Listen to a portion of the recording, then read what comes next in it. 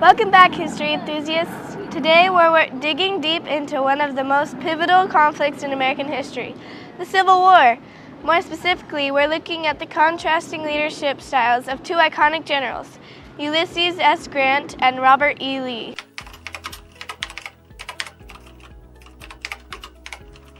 That's right, Brielle. Grant and Lee are often remembered as two of the most strategic military minds of their time, but their approaches to leadership were strikingly different. Let's start with Ulysses S. Grant, the commanding general of the Union Army. Absolutely. Grant was known for his tenacity and resolve. He believed in taking the fight to the enemy and often employed a strategy of attrition, wearing down the Confederate forces through continuous engagement. His tactics led to specific victories, such as the capture of Vicksburg, which was a turning point in the war. Right, and his ability to endure hardships was remarkable. Grant famously said, "The art of war is simple enough. Find out where your enemy is, get at him as soon as you can, strike at him as hard as you can, and keep moving on." The determination not only embodied his leadership style, but also inspired his troops. On the flip side, we have Robert E. Lee, the Confederate general renowned for his military genius and strategic brilliance. Lee was known for his ability to make the most of his resources, often achieving tactical victories against larger Union forces. One of Lee's defining characteristics was his defensive strategy. It focused on maneuverability and surprise rather than sheer numbers. For instance, his brilliant victory at the Battle of Chancellorsville is often studied as an example of audacity in military tactics. He divided his forces and launched a surprise attack, catching the Union forces off guard. And while Grant was all about relentless engagement, Lee placed a strong emphasis on the morale of his troops.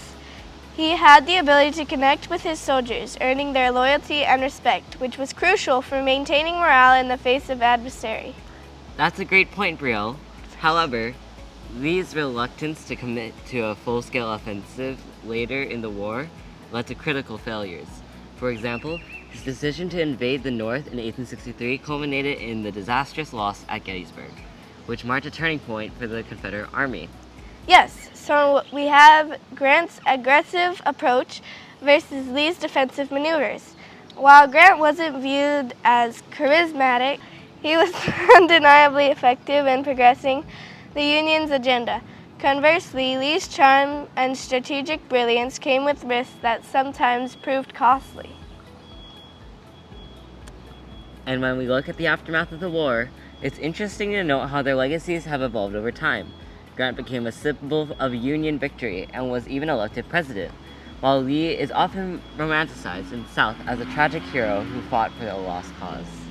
The contrasting outcomes of their careers speak volumes about the broader implications of their leadership styles.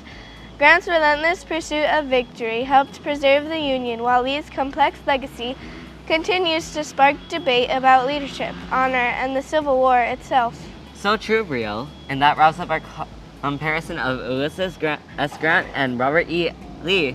It's fascinating how their different approaches echo through history, influencing perceptions of leadership even today. Thank you all for joining us. We hope you gained some valuable insights into these two remarkable leaders. Be sure to tune in next time as we continue exploring the fascinating world of history. Bye for now.